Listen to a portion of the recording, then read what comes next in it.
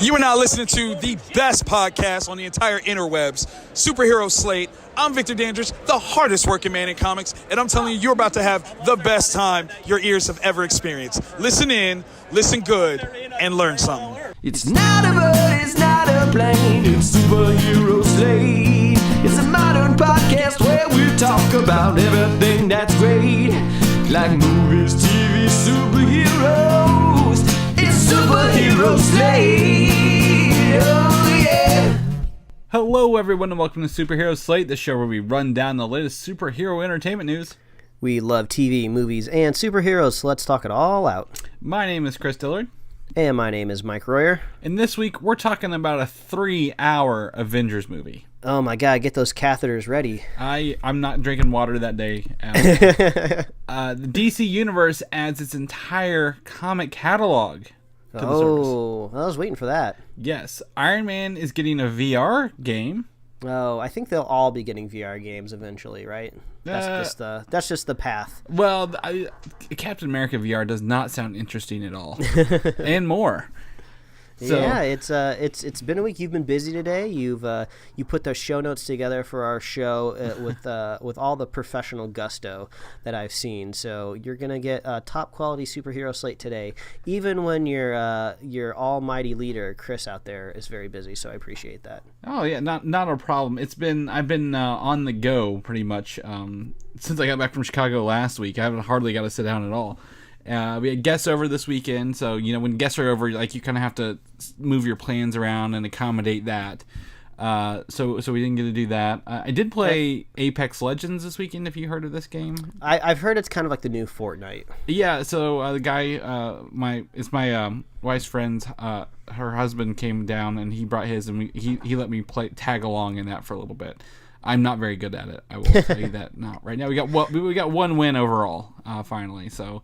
I say I've got that in the notes, but I've been running around. We'll talk about what I purchased today earlier, Mike. But I just want to go ahead and put this precursor out there. Tomorrow is April 1st, and what happens on April 1st, Mike? That's the Day of Fools, Chris. Yeah, Day of Fools. Everything on the internet's a lie. Don't believe it. Don't give us.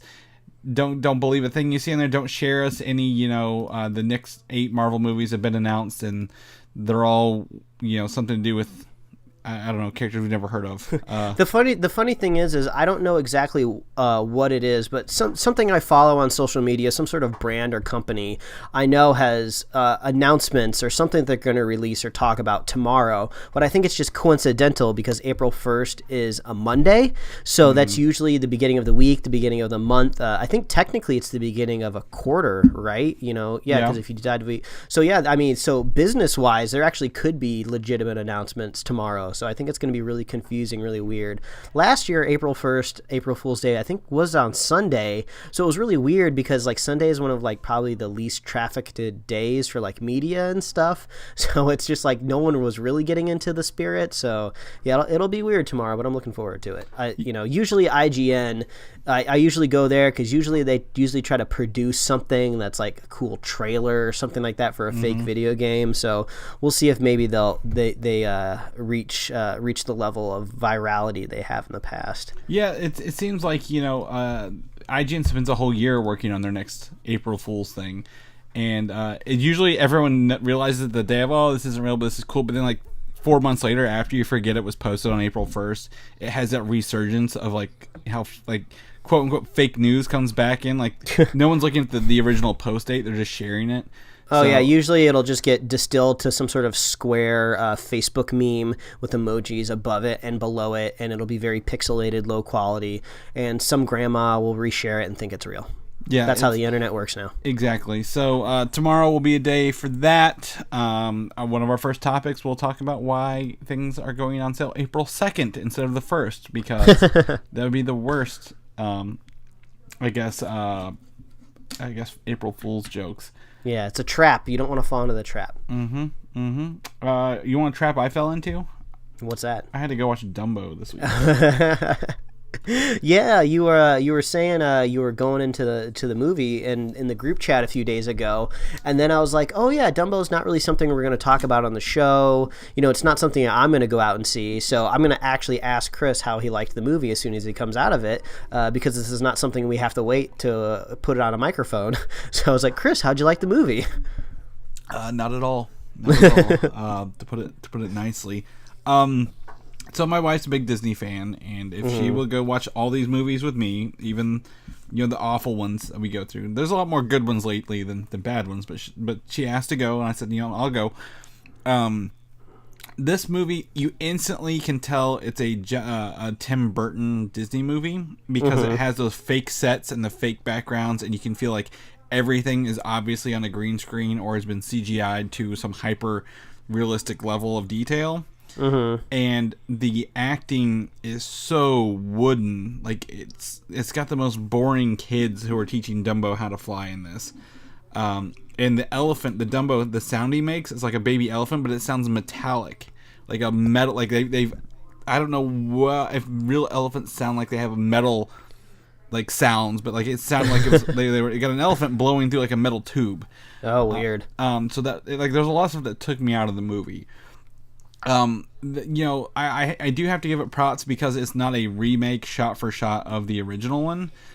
These kids characters I'm talking about, and then there's like this kind of evil Walt Disney character played by Michael Keaton. Yeah. Later on, and that was not in the original movie, so like that actually gives it a little more flavor towards the end.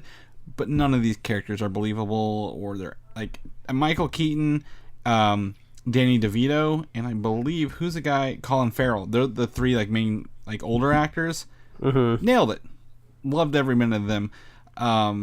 But like their characters aren't believable. Their motivations aren't believable, and I was just mad the first 2/3 of this movie. And the last, I'm like, oh, there's actually fire and explosions now. So let's look at this. Someone needs to give Tim Burton like less money and like a smaller budget and no green screens, and I want to see what movie he'll come up with, because there've been a lot of retrospectives on Tim Burton in the last week with the anticipation of Dumbo coming out, and some people are like, oh, he hasn't made a good movie in like 15 years.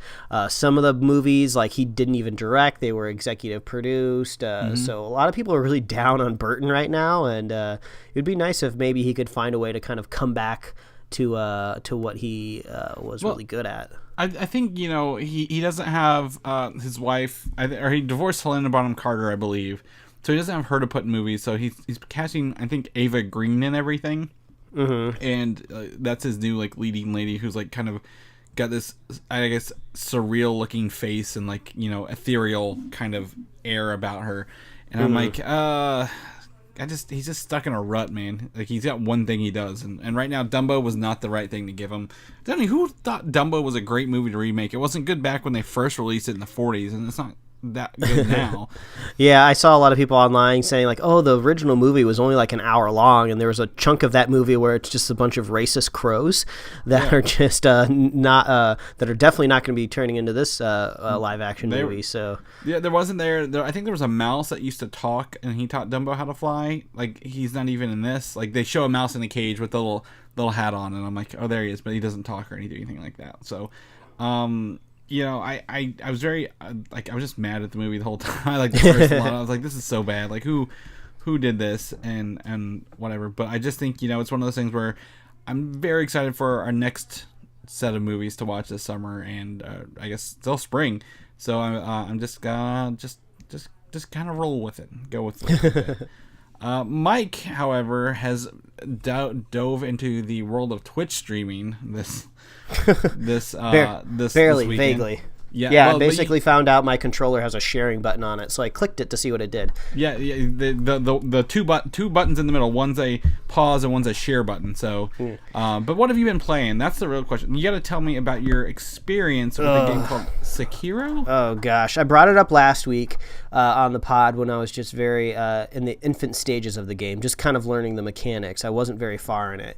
Now I'm very much more hours into it, but I'm not really much farther because this is the hardest game I've ever played in my entire life. So this is from the same creators that made like Bloodborne and the Souls games and everything. So this game is just, the difficulty is so hard, and it does that awful thing where like you have to like learn the patterns of these bosses in order to figure out how to beat them, but they can kill you very quickly. So in order to get back to that boss to fight him again, you have to slog through all of these other enemies around them, because you can't just go up and like fight the boss or you'll be swarmed by these lower level guys and you'll never have a chance.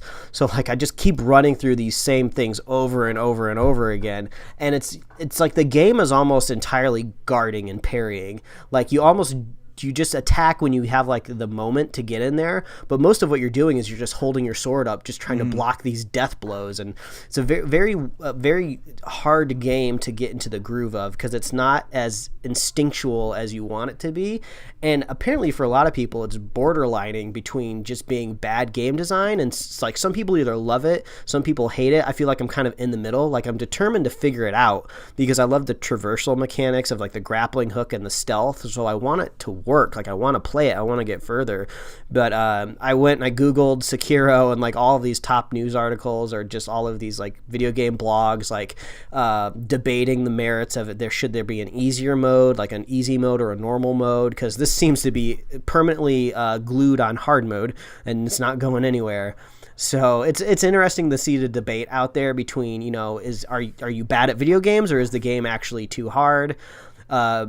I think it really comes down to, do you feel a sense of accomplishment when you finally beat a boss?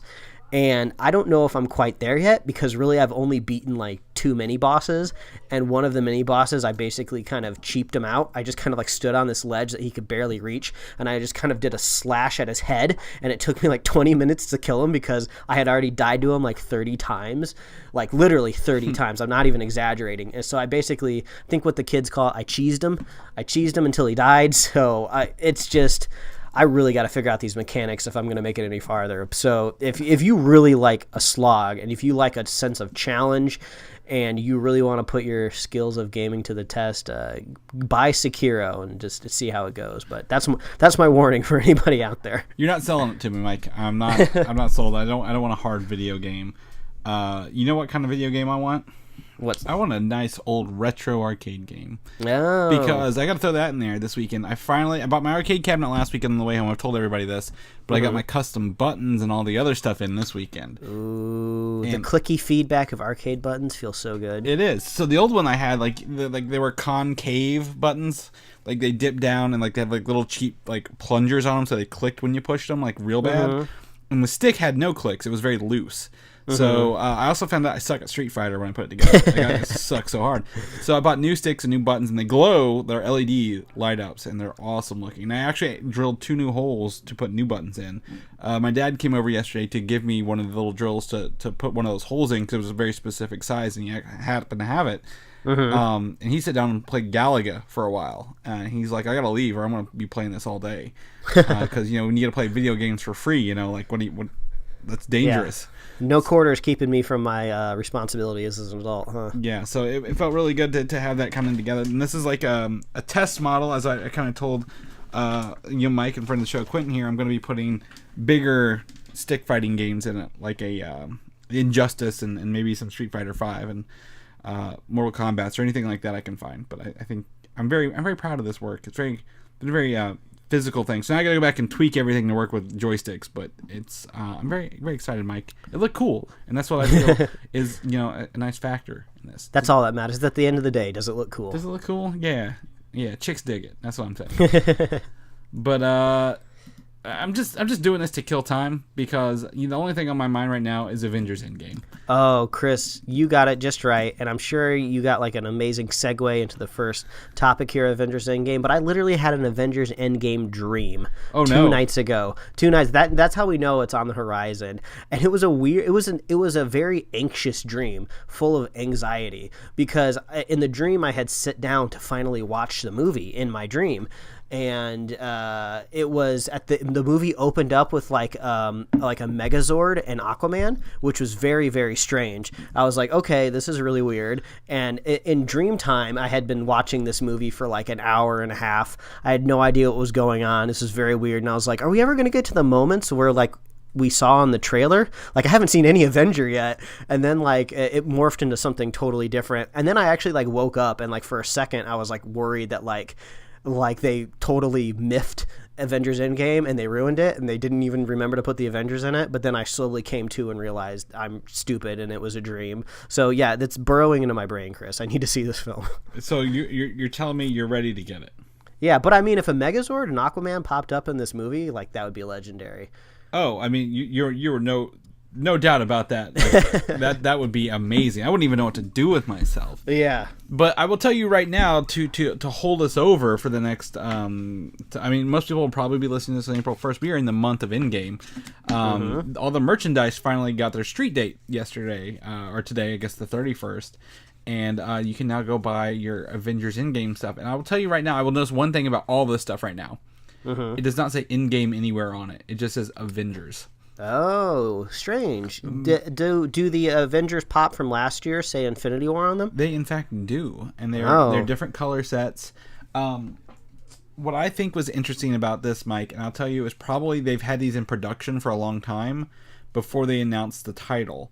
So to alleviate any title leaks, they're like, we're just going to call it all Avengers. That's smart. And you can tell Chris knows what he's talking about because every once in a while you can hear him shift in his seat because he's literally surrounded by the merchandise and he's referencing the boxes of pops like behind him or around him. So he has instant knowledge anywhere he turns. I'll tell you right now, I'm looking at 14 pops I picked up today from Endgame alone. And I will tell you, there's the original 11. There's the default 11 that you get. There are Tony Stark, Captain America, Hulk, Thor, Thanos, Black Widow, Ant-Man, Nebula, Hawkeye, War Machine, and Captain Marvel. And only 2 of these are not wearing those advanced suits we've seen so far in the trailer. And that's Captain Marvel and Thanos. Well, I mean, it seems like Captain Marvel might not need one. I mean, if these are indeed spacesuits, which they may or may not be, it seems like there could be a possibility of 3 things that these suits could be right now. If they are spacesuits, it seems like she wouldn't need them. She obviously can fly in space. We saw that in her movie. And we would think maybe those same properties would translate to any other possible quantum realm or anywhere they might go. So maybe she's just staying behind, maybe she's just the trump card, the backup. Maybe. Thor has the ability to travel and breathe in space as well. Oh, yeah, that's true. But there are 3 others that were exclusives to GameStop, Box Lunch, and Hot Topic here. We have a Hulk in a very purple-looking outfit, and it looks like something maybe he's been training in at the Avengers facility for a little bit during this time down. There's a fully regular-suited Iron Man, and I'm going to talk about what version this is here in a minute, and a fully regular-suited Captain America. Now, what I think is going on here, judging by these characters that don't have these suits, if Captain Marvel doesn't have one of these suits, what if they are exactly what I predicted? They're to fight the effects of the stones, and if she is, spoiler alert, powered by one of these stones, unspoiler alert. Oh, she wouldn't need the protection. She wouldn't need the suit to protect her from that. I mean, you might possibly be onto something, and we just need to figure out what these suits are made of, what the deal is. But you did mention something just briefly when you said the Hulk could be training in a suit, and then that made me think of like the facilities on Avengers Campus, and that actually made me really want to see more of Avengers Campus. Like, I don't know exactly how it would happen, but maybe if like Thanos like somehow showed up on their campus, I would love to see them just like fighting in those different rooms there. Like, we haven't really seen a whole lot of it. We've seen bits and pieces of it from different films, but I would love to see like them just like throwing bad dudes through like walls of this campus, like going into different labs and seeing all this like cool stuff that they have in this basically headquarters that really should be the coolest headquarters in this MCU. Honestly, wouldn't this be a great precursor to an X-Men Danger Room scenario where you get to see all these spaces set up for each Avenger and their strengths and their weaknesses? Oh, that would be kind of cool, yeah. And, again, we saw Tony... The only thing we got to see out of it, even in the last movie, is Tony Stark fired the Iron Spider suit out of a little box. Like, what other Yeah. things is he working on in there? Well, we do see Black Widow doing some target practice there. We've seen like the the trailer, hangar. yeah. We saw the hangar at the end of was it the end of Civil? No, it was at the end of Ultron, right? We saw them in in like a Yeah. hangar. We kind of see that theoretically maybe that same hangar again in this trailer. Yeah, I'm just really curious what's going on there. We saw a little bit in the first Ant-Man movie. We saw like a garage outside of the campus. Yeah. I'd love to see them explore that like a little bit more. I just think it's like a cool facility. So yeah, I didn't even think about it. Maybe we'll see more of that. Yeah, well, we're gonna knock on wood there. But all these merchandise is out, and we have all these pops, and they're kind of lining up with maybe some of my theories. Also, Thanos has a big double-handed sword that we've seen in a couple things. So if he's got to go hand-to-hand with the Avengers, by God, this is... You know, this I is a think I chance saw for it. that picture too. He's holding this sword, and then he also has the gauntlet on. And I'm just Yeah. thinking, like, dude, you got the gauntlet. Like, you know, just like use any of the gems on there. You don't even have to swing a sword. But who knows? Maybe it's not a weapon. Maybe he's using it to cut down his wheat on his farm. You know, Oh, yeah. Maybe it's just a tool. Yeah, it could be. He's very much going for that aesthetic there a little bit. But I just think it's very interesting. I also want to tell you there's now a 3D version of the trailer that we saw recently. It was a couple weeks ago. Okay. And we didn't. I mean, you didn't talk about this, but there are different edits in the 3D trailer than the 2D trailer we've seen. So Oh, really? if you watch the 3D trailer, you will see they've left some of the stuff in. They edited out of the 2D trailer. Did we see that famous grass scene where it looks like one character is removed? That's still in there, but that's normal. Okay. But I don't know how much you want to know. I don't want to tell anyone unless they want to know it, because like I don't. You think know, it's- I really don't. think, don't tell me. Like, we're so close to it. I Yeah. think I can just. It's go not dark. horribly spoilery, but they are in fact editing the trailer. They are manipulating the trailers, Mike. Good for them. That's what I want them to do. Like. And this is just further proof that that's happening. So we have it with the new 3D trailer. So if you happen to see a 3D movie and this trailer's in front of it, you may notice a couple of little extra pieces here and there that show some more stuff. So good luck to you. But honestly, the whole thing we're here for, all of April, is leading to buying tickets for this movie. Yes, because please. Once you have the tickets, guess what? That means we're in the end game. I feel like you find a new reason to say we're in the end game. Once we struck 2019, you said we were in the end game. Once we got Captain Marvel out of the way, you said we were finally in the end game. Chris, we've been in the end game for a while now. Look, I'm going to be honest. This is the last Avengers movie of the year. We can't hold anything back now, Mike. You're used to this. You're hitting all the I classic Chris got tropes to. right I now. got to. I'm very hyped. Can you tell the hype levels for this is very, very high? Yes, I can. The ticket times are now online, and I have a very good source who works in a movie theater, and he called me specifically this week to say, hey, tickets might be on sale right now. The times are online. Go check it out. And I immediately texted you. I'm like, the times. You gotta check the movies. Check the movies, Mike. I was Yeah. very, very... Yeah, I went to my my normal theater's website, and they do have the times posted, but there is a very specific line that says these tickets are not on sale yet. And I'm very familiar with the Thursday night showing time blocks, and they're very accurate. It seems like this is very true. Like, you know, there's like an 8 p.m. showing, there's like an 11 p.m. showing, there's like a 10 p.m. showing in 3D. Those are probably the times that I'm going to gravitate towards, but I think there was like a 7 p.m. also. Yeah, they have a 6 p.m. fan showing at the one I'm going to. They have a 7 o'clock IMAX. So I'm going to IMAX because I've told people this, they film these in IMAX cameras. They are not just blown up to fit the IMAX screen. You're actually seeing 26% more real estate, I think, on there. But the tickets are finally going to go on sale April 2nd. Tuesday, which may be a day after you listen to this podcast. I'll give everybody a tip I picked up from a movie personality that I follow on Twitter. They said usually on Thursday nights, when they go to the films, one time they weren't able to get tickets until like 11 p.m., like close to midnight, you know, and it had already been like 3 hours since somebody saw like the first showing of the film. But he said that 11 p.m. time slot is actually really solid, just because that's the time when most working adults can actually make it to the theater. Like, you know, if you work like past 5 o'clock, you know, a lot of people get off at 5, but you know, if unfortunately you work a little bit later, especially if you work out here in the industry, sometimes you might work as late as 7, depending on what night it is. So if you hit that 11 11 p.m. time slot, you have all these fans that just couldn't make it earlier to the showings. So I think we might try to do one of those later showings to kind of weed out all those dang kids and those teens, you know? I don't know. I think those. I'm never ever Thursday night have I had that happen to me. I have a lot of. I think the best audience is, of course, the first one. The people who are able to make it there as early as they can and pay the premium for the IMAX is my kind of filter for that. Because they're like, oh, if I can go at 7 to the regular theater for cheaper, why wouldn't I just go to that?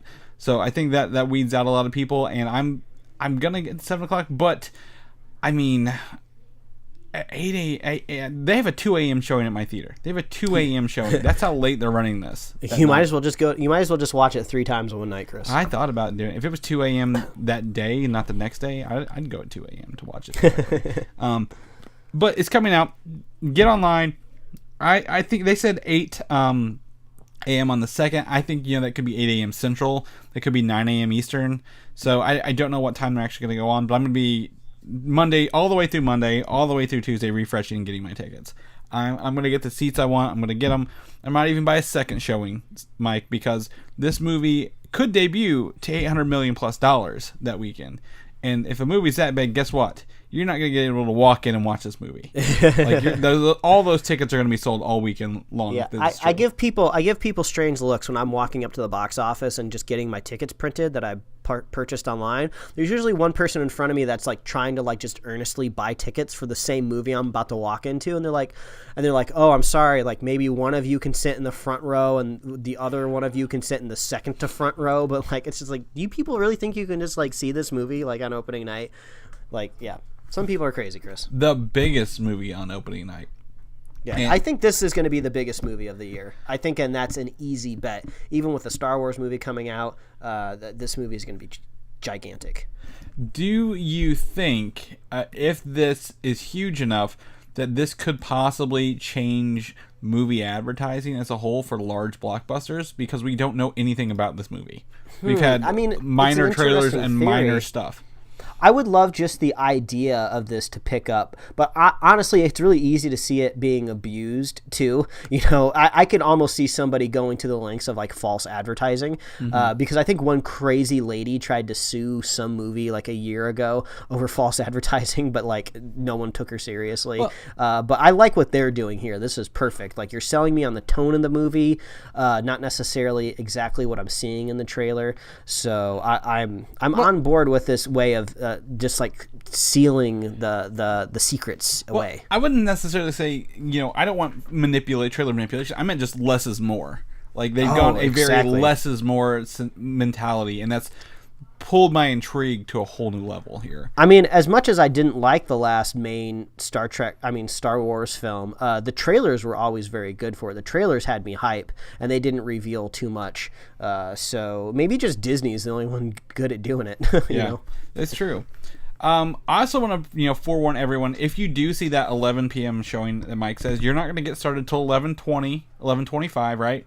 Mm-hmm. And then you have to sit in this movie for 3 hours and 2 minutes.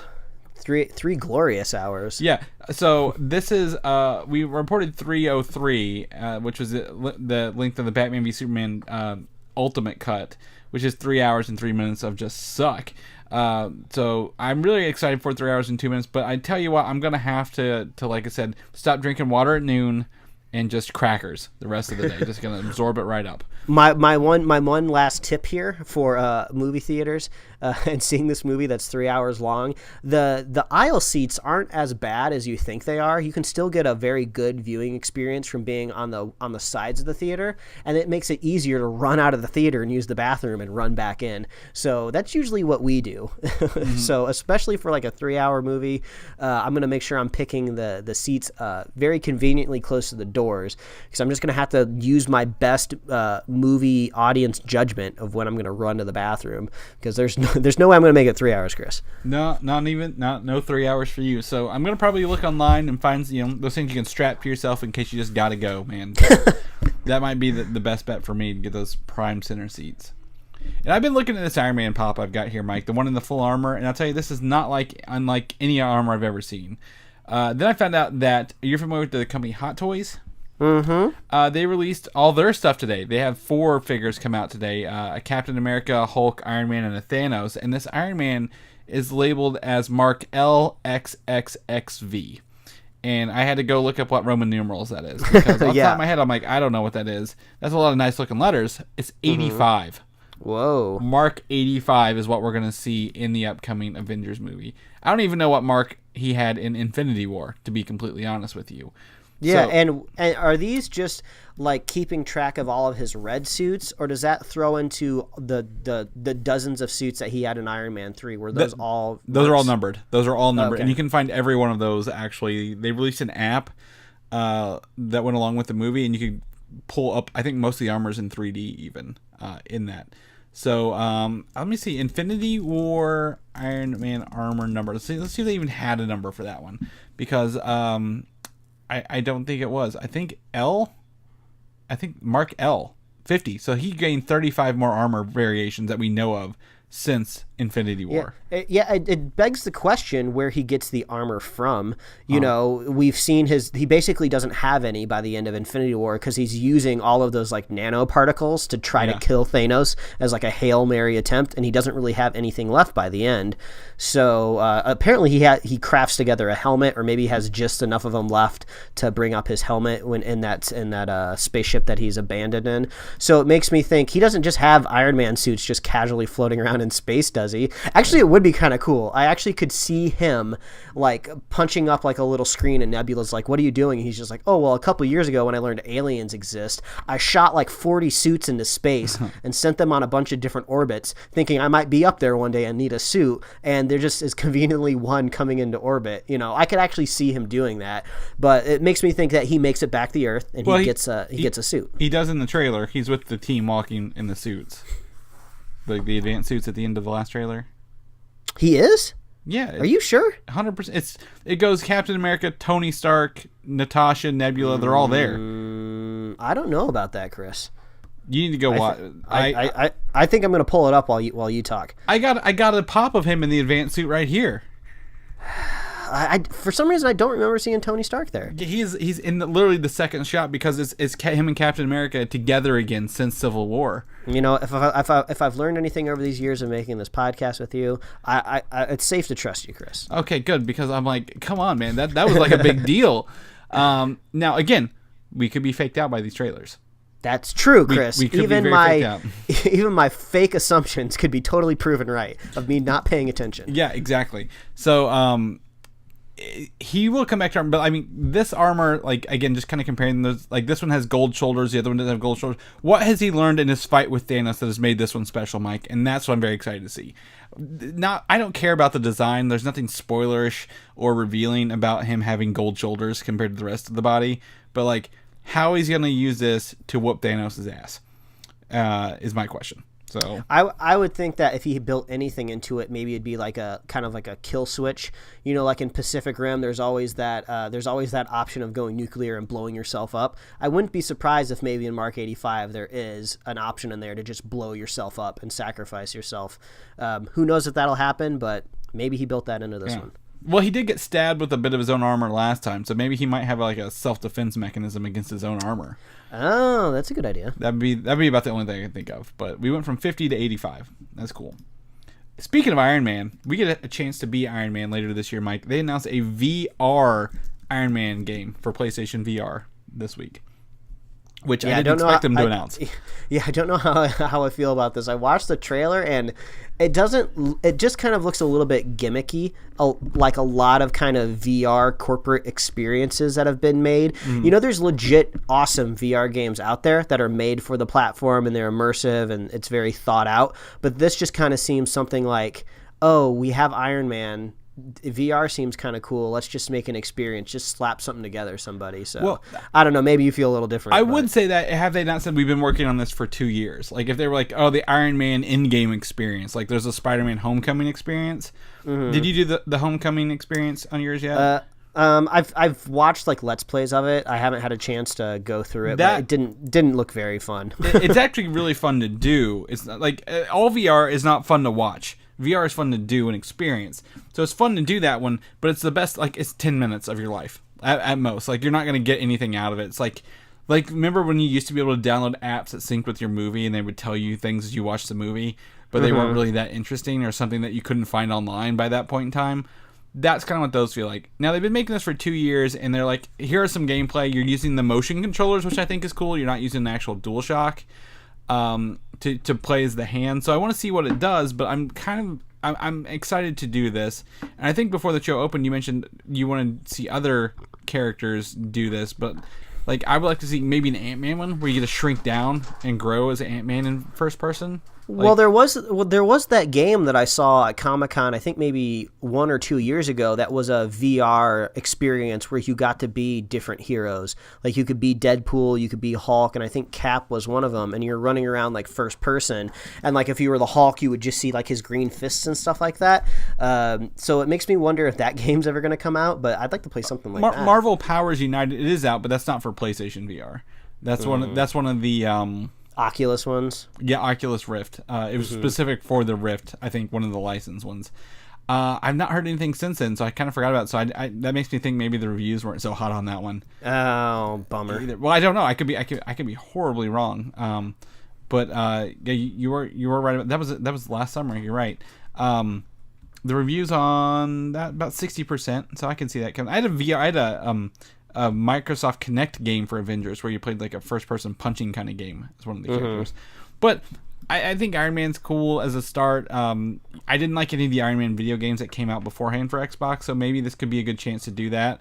And, you know, knowing Sony and how much money and time they put into the Spider-Man game, maybe we could see a little bit of care and love in this Iron Man game. I would love something along the lines of Insomniac doing something with another character. Yeah. Hopefully we'll knock on. I still want Spider-Man 2 though before we get to that, but we got to start somewhere. The Eternals next Marvel movie or late next year. The trades are talking. Angelina Jolie is in final talks to play one of the lead roles in this movie. All right. She's to play the character Sersi, who is a fourth generation Eternal. Did you do a quick Google on Sersi, Mike, earlier at all? I didn't, but this is all reminding me very much of the conversations that we had around Inhumans a few years ago. Not specifically because I think it's going to be like the same outcome, but it's like a whole swath of like characters that I just know nothing about, but you happen to know everything, and you just tell me like, okay, this is this character, this is their weird name, this is what they do, this is where they're from, and I'm just like, what?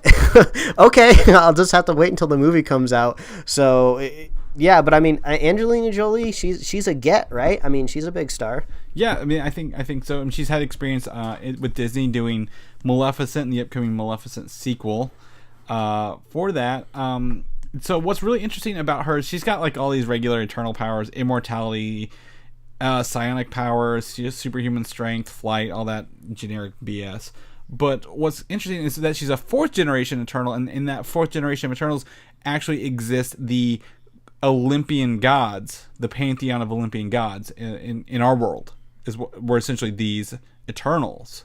I would have think they would have gone the avenue of putting like these Greek gods maybe into the bucket of Thor. You know, maybe that's where these people were imagining them. But if they were Eternals, I got a whole lot to rearrange in my brain. Yeah, so she was born in Olympia, Greece, to a couple other Eternals.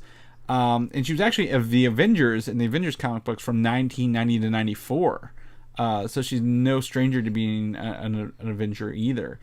I think, you know, this kind of opens up some other talks that was going on this week, that Hercules and the other Olympian gods are going to appear in this movie, and that Hercules might be one of the leaders in this Eternals movie. And they could be maybe working their way and bringing these super strong other, you know, what we consider gods into the Marvel universe post, you know, Endgame, because we all know Chris Hemsworth and Thor's contract's up, but will he come back? I'd love to see, but we don't know what they could do with that for right now. So your guess is as good as mine, Chris. I don't know anything about this cast. I don't know anything about them, and they're so a low name recognition when it comes to just, you know, the general audience. They could probably just do anything that they wanted with them. You know, I don't think anyone's going to be too concerned if they don't nail the lore just right on the Eternals, you know. Yeah, and I think, you know, they'd have to adapt the Eternals to fit into the larger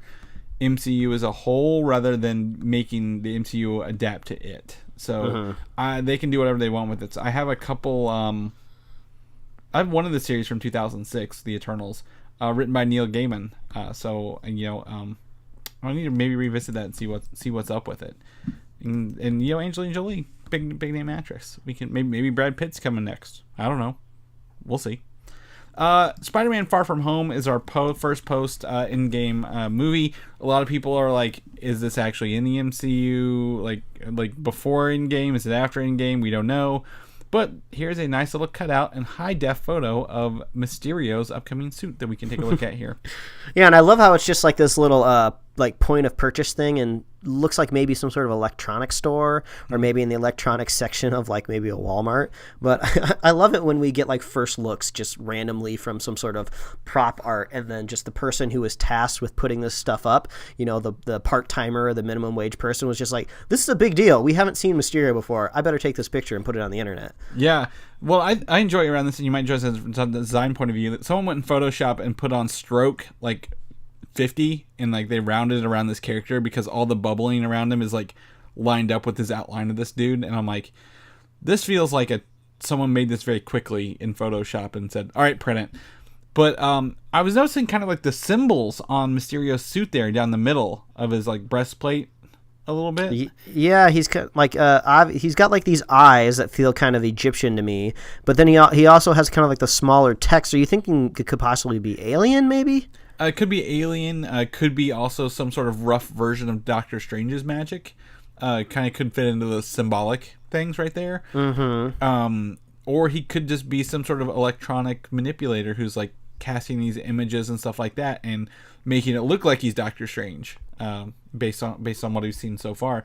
But I also noticed the cape looks like it has some lights in the back of it as well. It's a couple of diamonds are in the cape. Yeah, and also this is a fishbowl head confirmed. I mean, we did have the silhouette off of a Dr. Pepper can or something like that. And it's in the trailer. But it seems like this is like a dome. I thought it might be some sort of magical mist, but this kind of almost looks like something maybe he could remove with his hands and hold it like a motorcycle helmet. But I don't know. Maybe it's just the rendering of the design. But overall, I think he looks really rad. I love the visual artistic direction of the MCU, where even though you have this brand new character that you don't know if he's connected to the Doctor Strange world or if he's connected to aliens or outer space, it still feels like it's in the MCU. You kind of have the same visual design and kind of chunks of armor. Feels like if you painted him gray instead of gold, it seems like something that maybe Falcon could be wearing. There's a lot to love about all the costume design choices and how this feels very much like a comic book character, and how bad Sony could have messed this up if they weren't Marvel. We get the fishbowl head. That is fantastic. You don't even have to we don't have to worry about the practicality of it, but the fact we're even getting it is mind blowing. Yeah. And better yet, Jake Gyllenhaal is under that fishbowl helmet, and we love Jake Gyllenhaal. Exactly. They got a good actor to be under someone whose face sells the role, and they're nah, cover it up with the fishbowl, bro. Put some magical smoke in there. We're good to go. So, Far From Home coming out in July. Very excited. Agents of S.H.I.E.L.D. is coming back May 10th. They gave us the date finally, and there is a new look at the team, which I put on the wrong thing here. So they gave us it looks like the Last Supper. But they're over maybe an alien craps table or something. There's a sword attached to it. There's some alien writing on there. So and it looks like there's dice and chips on the right hand side of it with Zeke's holding onto it. And some sort of weird cosmic dumplings coming out of a tube. I don't know what those are, but this is a lot going on here. Yeah, a whole lot. I thought Fitz was grabbing Quake's arm, but it looks like he's just spinning some dice out there. Oh yeah, he's throwing dice. He's placing bets, brah. Yeah, and look like Mac has a little black cube, which has the recordings of Coulson, who is hanging out in the back there. Yeah. But what was really cool this weekend, other than the release date in this photo, was we get our first clip from the show, which is the most stereotypical clip of any show I've ever seen, revealing that, oh no, who you thought was a good guy is now a bad guy. Yeah, I thought I read somewhere that officially, on the books, Coulson Phil Coulson is dead. Yes. So I think we will be having some sort of solid, like, just definition when episode 1 airs that he is dead, he's gone.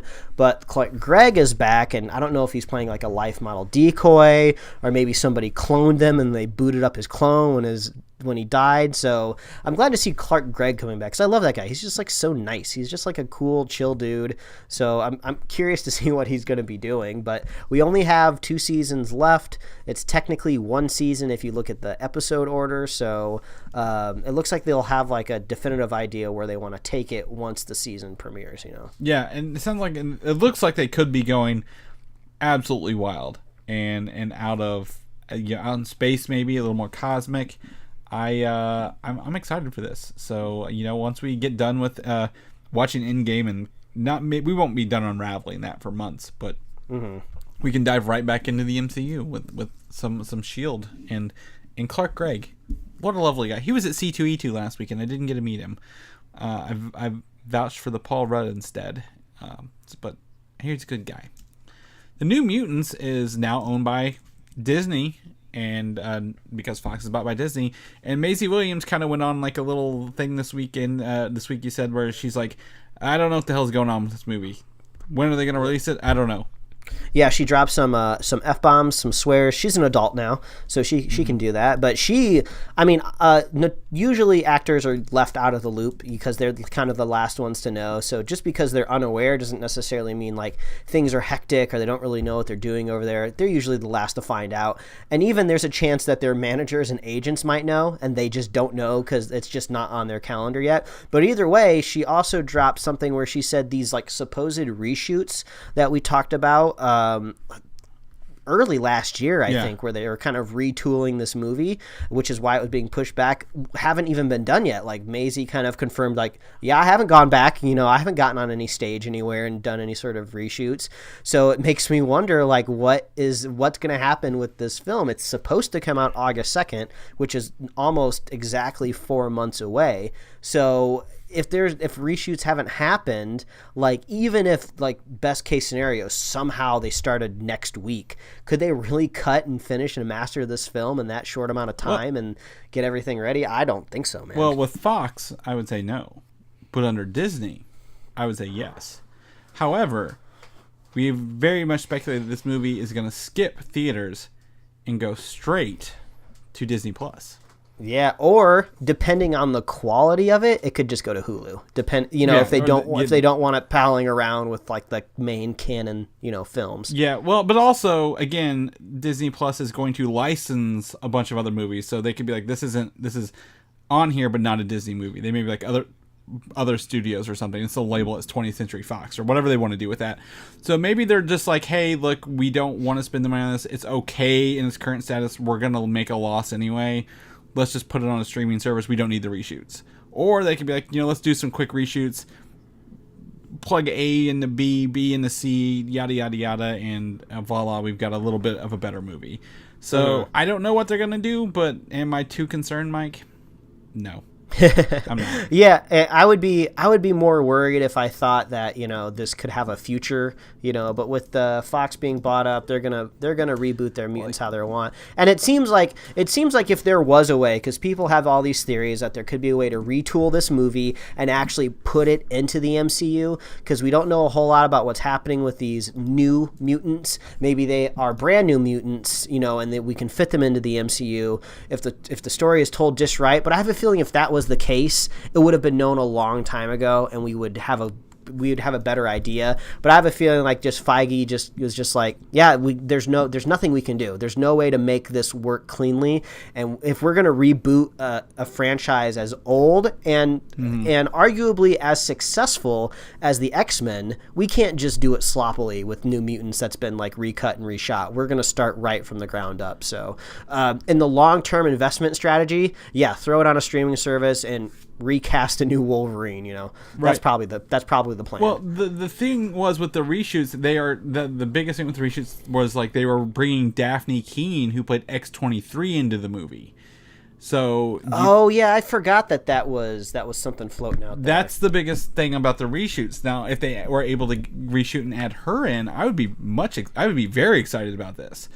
But would that... Yeah, maybe it could be kind of like a weird, soft Logan sequel, Yeah. So, like, it would have to exist way in the future, and maybe that's kind of where they're at. Like, do we want to put it in a timeline anywhere or anything? Like, not that Fox has ever cared about timelines, but if they did, that'd be great. I don't know. We're going to see what they do. Maybe the Disney Plus service isn't going to launch until November or December, and we can, like, oh, hey, let's wait a little bit. We have a couple extra months than August 2nd. So, with Fox being owned by Disney for a week, I think they're going to probably take a month or two before we get anything in writing. I would probably be more concerned with the Dark Phoenix release date than probably New Mutants, because we've only seen the trailer, and, I just don't want these actors to be wasted on this movie, Mike, because a lot of these actors are really good. Like we said, we have the Split actress, I forget what her name is, as Magic, Maisie Williams. We have the guy from Stranger Things in there. So, I mean, I don't want them to waste any of these actors, if they can bring them back again. So, we'll definitely see what we can do. We can't do anything. We'll see what they do. Star Wars Episode 9 has a panel coming out, 2 weeks now, I think it is? Maybe less than that, at Star Wars Celebration. However, there's been a leaked poster that I shared with Mike today. And Mike forgot about it. Well, I saw it earlier this week, but I just kind of wrote it off because it looks like just a poster that could have been from any of the last two Daisy Ridley Star Wars films. Like, it's kind of a similar setup. I mean, all of these kind of big event posters look the same now anyway. It's just put all the people up in front of it and just kind of like stack them so you get every actor, every face on there that you can. And Kylo Ren is back in his helmet, so that's a big question of how he deciding to wear that helmet again in the third film. But also he wore it in the previous film, so it just looks like an old movie poster that I just I thought I didn't see. Well, we talked about it, and I said Daisy Ridley hasn't had a costume change in all three of these Star Wars movies. Like, her robes may be cleaner and whiter now, but that's same hairstyle, same clothes. Cosplayers who cosplay Rey are gonna love this. Like, I don't have to change a damn thing. Yeah, I think Finn is like off to the side. He looks like he's wearing like a new jacket, but he's kind of always been wearing some sort of jacket. So I was like, all right, we just got another poster. Okay, cool. Yeah, Chewbacca hasn't changed in 40 years. Plus. Yeah, dye those split ends, Chewbacca. Yeah, the only thing I think we get, if the bottom is true, we're gonna get red stormtroopers in this one, which could be true, maybe not true. I don't know. It could just be a metaphor. And it looks like the Knights of Ren, to the left of Kylo, will be making their first actual appearance in the storyline, which would be cool because we've been hanging on to those since 2015, maybe. Oh yeah, I didn't even notice that cluster of like just kind of gray cloth in the corner there. Yeah, we don't know anything about the Knights of Ren, and it would have been nice maybe if they set them up in the last movie just a little bit, but they didn't. So hopefully they'll end up being cool. Yeah, hopefully that'll get some answers. And then two new characters. Naomi Ackie is playing Janna, I think, is up there in the upper right hand thing. I think that's her name. And then what's the other one? Is Zori. Who is almost certainly the actress Kerry Russell in the bounty hunter looking suit there, the purple thing. It looks like BB-8 has a new ball droid. He does. He's got a possibly. little sidekick there, a little smaller one. And C-3PO has on Chewie's bowcaster and his bandolier as well. Like, are we sending out C-3PO to the front lines now? Yeah, that actually is kind of weird. Just on the surface, you just look at this and you just swipe. You scroll down to the next thing. But yeah, when you dive into it, things are kind of strange. But as you mentioned, this has been kind of being removed from the internet. So there's a good credence that this is a real poster. They'll probably announce it at Star Wars Celebration. I don't know. Maybe this is like a free poster everybody gets when they walk through the doors. Yeah, it just doesn't feel like the best foot forward, to be completely honest. But, I mean, right now, Mike, if they said, hey, Star Wars comes out next week, no trailer, here's your title, would you go anyway? Oh, yeah, of course. Exactly. So, like, they don't have to do all this. Is Avengers Endgame all over again. Not to bring up Endgame again, but have you seen the thing where a movie theater didn't get their Endgame poster? So they took an Infinity War poster and started marking off the characters who didn't survive. Oh, yeah, I love that. That was great. I was like, that's ingenuity at its finest, so... if we know Star Wars, we'll let you know. We may have some people on the floor reporting back to us, so if we have it, we'll bring it right back here, whatever the weekend that is. Have you subscribed to the DC Universe yet? You know, I had an email, or I saw somebody tweet like a promo code that said I could get a whole year of it at 20% off. But I think so that would have made it like $60, like the price of a game. And I almost bought it, but then I was like, I'll wait until the next part of Young Justice comes out, I think. But I'm getting a little nervous about this streaming service, Chris, just because I don't hear anybody talking about it. Like, nobody that I meet or run into is just like, oh yeah, I got the DC streaming service. No one's really talking about these shows, even in the groups that I kind of run in. So yeah. I'm a little nervous, especially with the news that you're about to share. It seems like they're really they're doing everything that they can. I don't know if that. I just think the DC universe has no content that people are like, oh my gosh, did you see this new show they dropped? Because they're only dropping new shows every month to quarter, like about. Mm-hmm. However, DC Universe is adding almost the entire backlog of 20,000 comics to the service officially, which would make it worth its money, I think, because if you ever, like, I would love to have like a Netflix for comics where you just go read all the comics, you know? Yeah, I think this is a cool move. I was kind of expecting this to be at launch, having all of these comics, because it would be a bigger sell, especially when they were like promoting it like at Comic-Con last year. Like, yeah, 20,000 DC comics just with this monthly price would be like, oh, that's really cool. That's a really good sell. But it was very ambiguous when it launched. They're like, yeah, we'll have some comics, but not really, you didn't really know how much. But now that they're adding 20,000, I think that's a great move. For $8 a month, that's a steal. Some of this, like, even like what, like the screen I'm looking at right now is actually a series called Kingdom Come, written by Mark Waid in the 90s, and I loved it. And I wish I would have had it to access. So, like, getting this on my iPad to read these comics, if I wanted to, or watch some shows for a month or two, that's really not that bad. The value is actually increased on the service, and I'm kind of impressed with that. So I know you're waiting to watch Young Justice or maybe even Titans or Doom Patrol if you ever get around to it, but I'm very excited to this. Maybe I will get a month of it, Mike, to read some comic books. Some older issues. It's hard. Like, I was talking to my friend Jeremy on the way to C2E2. Like, these online services are awesome because, like, how hard it would be to find old comic books, like in a comic book store, or the cost it would be to get them off eBay just to read them. It's astronomical. So being able to go back and read some old series that people talk about would be perfect. Speaking of DC Universe, we actually get our first look at actress Breck Basinger as Stargirl in the upcoming show. I mean, I don't know much about this show or what's going on, but this looks pretty cool to me. If they're gonna do Stargirl, it feels kind of CW-ish, if I was going to be completely honest with you. But. Yeah, for sure. The mask is kind of throwing me off a little bit. It kind of looks like when you asked me to be your groomsman in your wedding, you sent me a Captain America mask to go with like the theme and the invite for the groomsman, and that's basically what it was. It was like maybe like an $8 mask from like the toy section at Walmart, and that's what it looks like she's wearing, at least the shape of it. I did a quick search on Stargirl to see kind of what she looks like in the comic book. It looks like sometimes she does have a mask that shape. Sometimes it's more kind of like Robin shaped, where it's just kind of like almost like the letter 8 sideways, like kind of like a typical Umbrella Academy style like mask.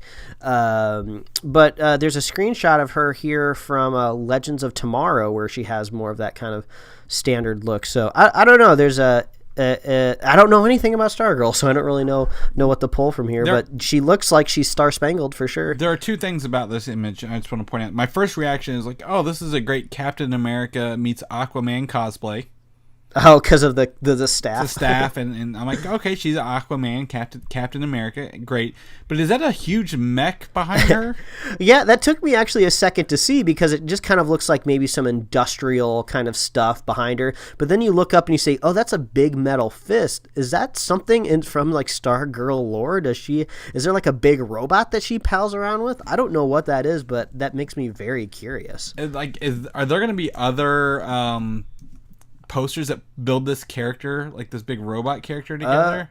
You know what? I just Googled Stargirl mech just out of curiosity. Okay. And there was this photo that pulled up. It looks like it's called Stargirl and Stripe on the cover of Justice League America 81. And there's like a mech behind her that does have metal arms. It looks a little bit smaller in this picture compared to the one that we see in this promo. But I guess whatever this big robot is, it could be in this show. So Stripe is she has a sidekick dude.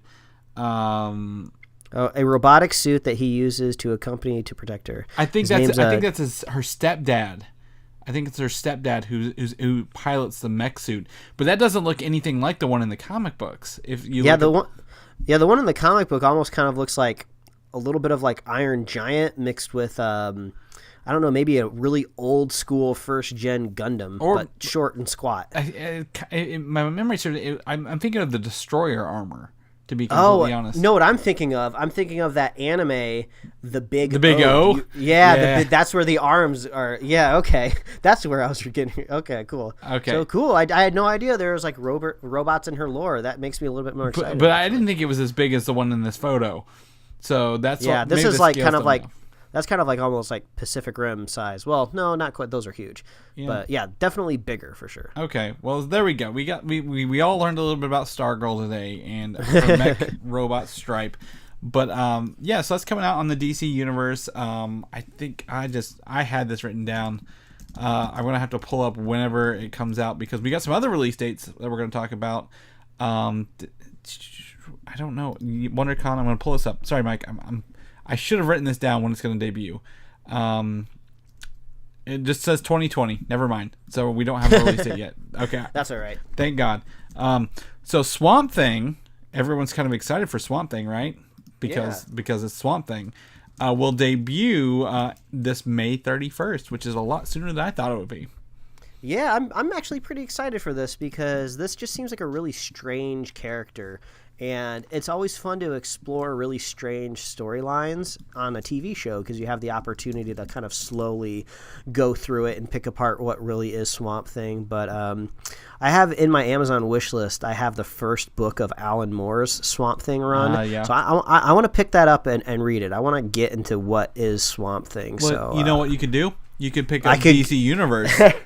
You know, that's actually a really good sell. Like if that book is indeed on the DC universe, I should see if there's like a find and search feature for comics on there before I buy it. But yeah, that's a cool sell. Yeah, so in this April they'll add that feature. It's not available right now, but this comes out May 31st, so you would have plenty of time for someone to make. Oh yeah, Swamp Thing's on here for sure. Which that would make perfect sense. Put the books of your characters that you're putting in your I don't know Stargirl. Put Stargirl on there. I'll read Stargirl. Maybe get more hyped for it.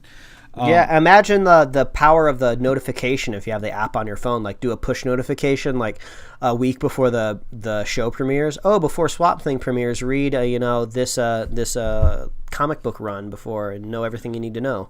Yeah, so synergy, vertical integration. This is a great opportunity for them. Please listen to us and do what we're saying because we're smart. We're very smart people. But Swamp Thing coming out May 31st on the DC universe. So maybe in June, maybe in July when I'm out visiting you, we can sit down and watch the first episodes of a lot of this stuff. Ooh, that'd be fun. Yeah, and then just record our reactions right there, whether it's good or bad.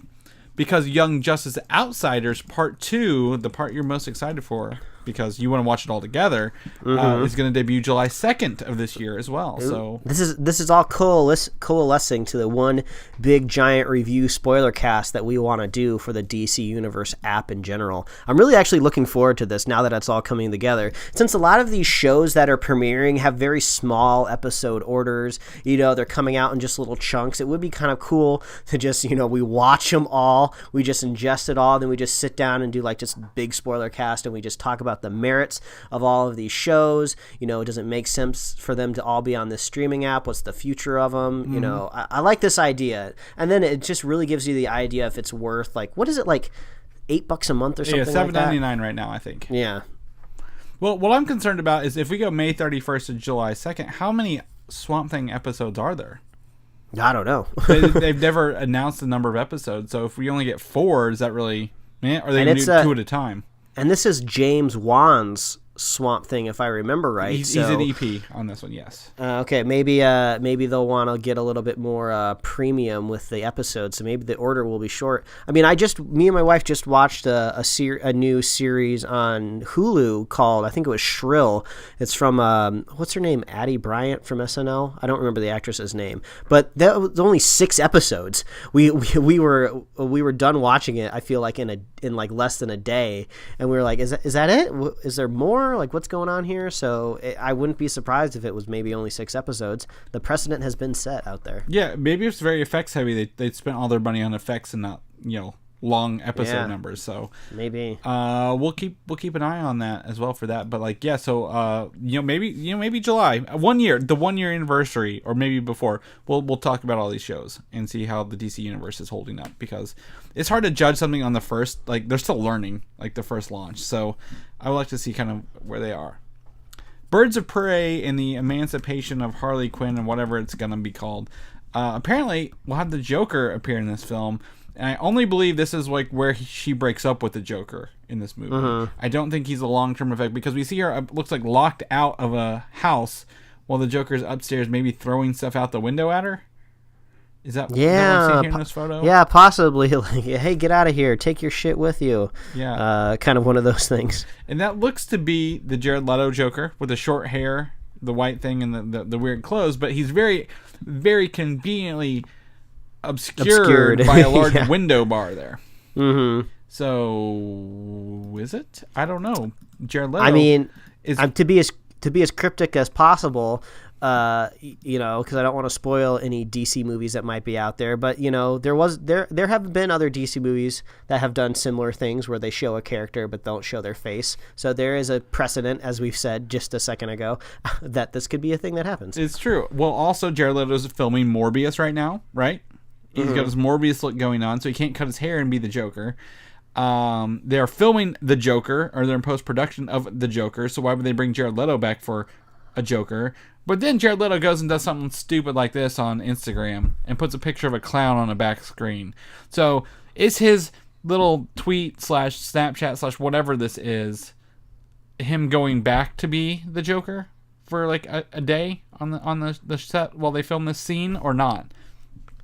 What do you think? I don't know. Are you confused as I am? I mean, I was trying to familiarize myself with the UI of Snapchat because I haven't opened it up in a while. But yeah, it looked like he was sharing a memory. It said like from 2 years ago. Yeah, I don't know, Jared Leto. I don't know what's going on in your world. I don't know what's going on in the Joker's world. But the Emancipation of Harley Quinn, such a long name. I'm gonna have to learn how to correctly spell emancipation. Yeah, or just call it Birds of Prey. Yeah, that too. Lastly, we know Arrow is ending next season 8, and to kick it off the right way, actress Emily Rickards, who played Felicity, is going to leave the show at the end of season 7. Oh, the current season that's running right now. Yes.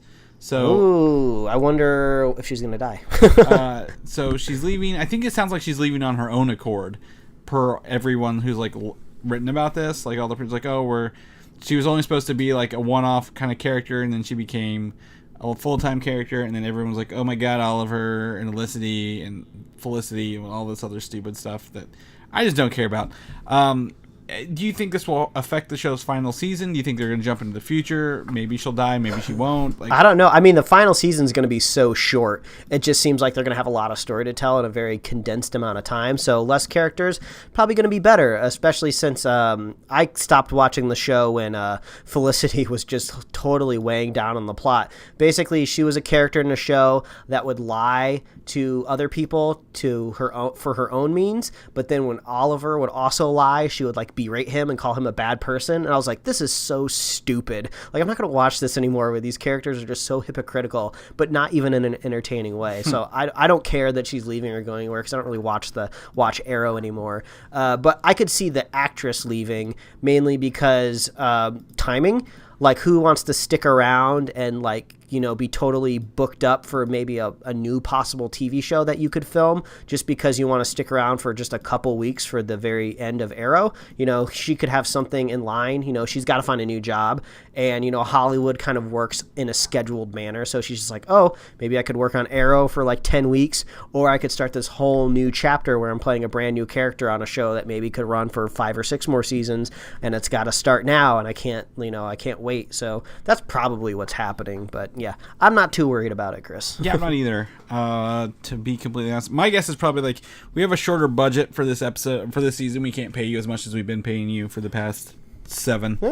Yeah. Could be as well, but I don't know. Either way, if you like Felicity, Too bad, so sad. She ain't coming back next season. You gotta stop watching now. I really liked her character in the early seasons of the show. So nothing against the actress or anything. Yeah. But the show has gone through so many ebbs and flows. It's been crazy. Like it was so bad at one point they totally changed the subreddit over to Daredevil when Daredevil was a thing. So it's been a weird career for the show, Arrow. That's for sure. I totally agree. Well, Mike, that's the show for the week. We are here. We are wrapped up. We finally got her done, and happy end of March, start of April, the start of Endgame month, Hellboy month. That's our next review episode. Ooh, I'm excited for that and one, I man. think the Shazam debut this weekend. Chris, we're so beneficial because we saw it early. I don't even care when it comes out now. Exactly. It's kind of awesome. Well, if you watch Shazam this coming weekend and you want to listen to our review before or after, feel free. They're available. So, but in the meantime, Mike, if people want to know what you're up to, what you're doing, how many times you die in Sekiro, where can they find you at? Well, as always, you can find me at Mike Royer Design on Twitter and Instagram, and you can read my webcomics, pickledcomics.com. I published a brand new one of those. I'm still making comics, so you can find that at pickledcomics.com, or I also posted on my socials, so you can find it there. Chris, if you want to keep up with your arcade madness, or maybe even the 14 pop vinyls you just picked up this morning, where can they find that? Well, I will have to now post that picture on Instagram at Valdan87, which will also go to my Twitter, Valdan, V-A-L-D-A-N. You can also head over to Comic UI and more.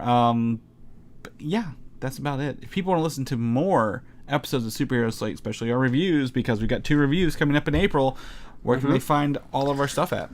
As always, please visit superheroslate.com. That's the best place to find all the avenues we host our show and to get our awesome show notes. So if you want to see all the things that we talked about in this episode, that picture of Stargirl, if you're trying to decode that robot in the background, or if you want to see that trailer for that weird Iron Man VR game that we are cautiously optimistic about, you can get all that in our show notes. And you can find us on Apple Podcasts, YouTube, Google Podcasts, Spotify, Podbean, TuneIn, Stitcher, iHeartRadio. You can like us on Facebook, follow us on Twitter and Instagram, and you can get merch at superheroslate.com/store. We love hearing from you. Reach out on Twitter. Leave a comment in the YouTube section. You can even send us an old-fashioned email if you want to. We love hearing from you. We want to know what you're thinking. And if you're a super fan of the show, or if you want to be a super fan of the show, all you got to do is share the show with a friend, share the show with a buddy, and a special shout out to the super fan that was playing the podcast on YouTube for his office mates. I thought that was really cool. The other Chris Kidman, thank you for subjecting them to our episodes. And yeah, that's kind of that's epic super fan move right there, to just inundate people that don't have the choice. I like that. Yeah, force feeding us down their throats or in their ears, really. So yeah, really cool move. I thought that was really fun too. So yeah, anything else, Mike? I think that's it. Is that it? Yeah, that's it. Until next week. That's the show for this week. We'll catch you guys in. All right, bye. Thanks for listening, and don't forget to subscribe. But mostly butt stuff if you're Ant-Man. Butt stuff.